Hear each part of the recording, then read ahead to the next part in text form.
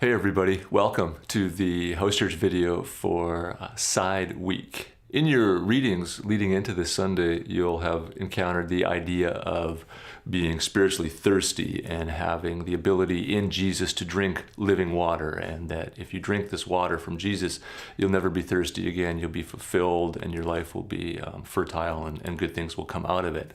And so you saw in your readings that images of water and well and thirst have this spiritual idea. They can be used to describe spiritual realities. What we saw on Sunday is that those images of water and well and living water and drinking aren't just spiritual images, they're also actually sexual ones in the Hebrew Bible. And we took that angle, those sexual underpinnings, and we took it into the story of Jesus with the woman at the well. And my question was, where is this going to take us if we pay attention to some of this historical context about what happens at wells, about how Jesus is set up as if he's the groom searching for the bride? If we put Jesus at this well in the middle of the day with a woman who's by herself, what are we going to learn about this text that maybe we haven't seen? And it made me a bit uncomfortable because growing up as a Christian young man, I was always told, don't flirt to convert. And in fact, I've seen a lot of my friends, I shouldn't say a lot of my friends, but the friends who flirted with flirting to convert, and it went beyond flirting and they ended up in relationships. It just got to be very difficult because the core of their being was wanting to follow Jesus, and then you tether yourself to somebody who isn't interested in that. How do you live following Jesus when you're connected to somebody who doesn't believe in him, when the most important thing in your life you don't share in common with somebody? There's this compatibility issue. And yet here we see Jesus certainly in danger of flirting seemingly to convert.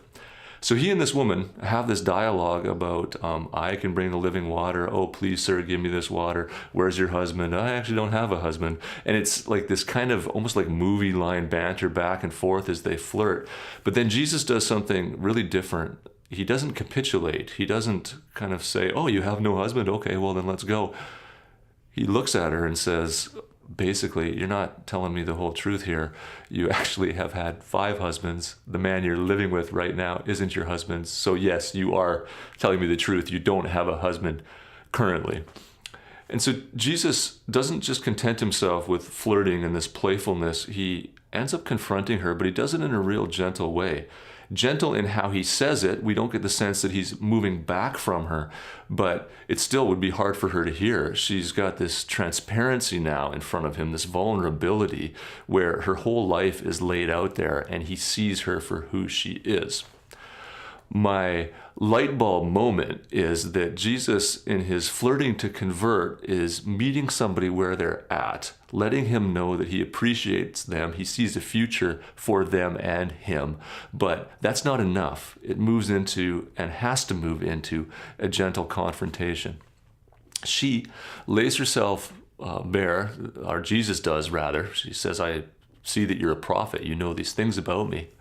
But then she does this really clever thing that I think we would recognize, because some of us, when we have an encounter with Jesus and he brings to the surface something in our life that is a source of pain or shame, what he wants us to do then is worship him in spirit and truth, with no pretension, absolute vulnerability, understanding that we bring all of us as we are to him, as he is. Something beautiful happens. We tend, though, to want to hide those things in ourselves that we're ashamed of and not bring them to him, not really connect with him in that way through fear or shame or whatever it might be. And we see that in her. And she does it in the most clever of religious ways. She says, sir, I can see that you are a prophet. Answer this question then. If you are a prophet, do we have to believe in evolution if I join your church? How much money do I have to give if I join your church? How many members do you have? How tall was Goliath? Right? She doesn't actually ask those questions, but she asks, do we get to worship in Samaria? Do we have to go to Jerusalem? She, out of the moment of potential connection with Jesus, she gets scared and she hides behind weird religious questions. Have you ever seen anyone do that? I see it time and time again. There's an incredible sermon about marriage and restoration, and you're watching this guy who's been alienated from his wife, and everyone's like working with them, and they're hoping that some Sunday this gets through, and he just makes a commitment and just says, this is who I am. I'm addicted and I'm broken and I need help and I need community, and Jesus, save me. And he'll come to the front on the morning, true story, and he'll come and talk to one of the pastors or somebody out with the prayer team. Usually it's with the pastors, not the prayer team. And we'll say something like, so, I remember you saying once that you like to restore leather furniture. Do you remember the name of that product you talked about? Because I have a car that I'd like to restore the leather seat on. And you're like, that's not even a religious question. That's just like deflecting. Or the same sort of person will come and say, what do you think about the Assemblies of God and their take on Donald Trump? Like, who cares? You had an opportunity here to be absolutely open in front of Jesus. He met you in this most gentle of ways, and you just retreated. So my conviction is to pay attention to myself and to challenge the people around me and impact that when Jesus in tenderness lays you bare and transparent, and he brings to the surface everything in your life that you've tried to hide. Don't use silly religious questions that make it sound like you're serious about faith, maybe, but are actually just ways of hiding what's really going on. Because he's so gentle and he's so tender, and when you bring that to him in spirit and truth, you meet him and something incredible happens. We see it in this woman. She's first flirted with, and then she's confronted, and then she's like reinvented. The woman who comes to the well by herself later goes back to the village where it seems like nobody wanted anything to do with her. She comes back with a bunch of people. They all believe in Jesus. She has a new identity as in their community. She is, in a sense, resurrected. We talked about that on Sunday as well, that when the disciples see Jesus talking to this woman, the text tells us they didn't dare say anything.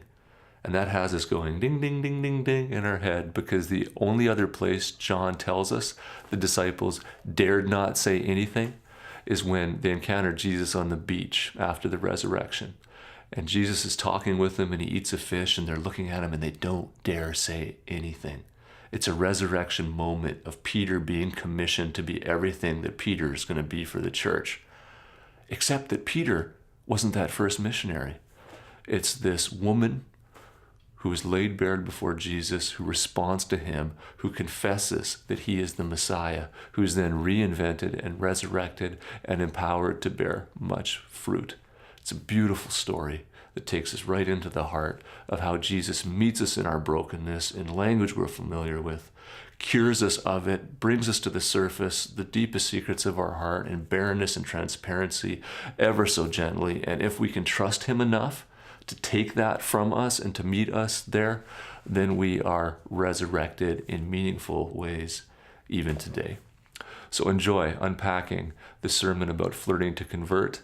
Let's talk about how to make our house churches flirty and appealing. PAC has a good track record of flirting with people that don't yet know Jesus and drawing them to him. So talk about what that might mean to add people to your house church, to have it seen as an appealing thing, and then here as a community to continue to reach out. Grace and peace, everyone.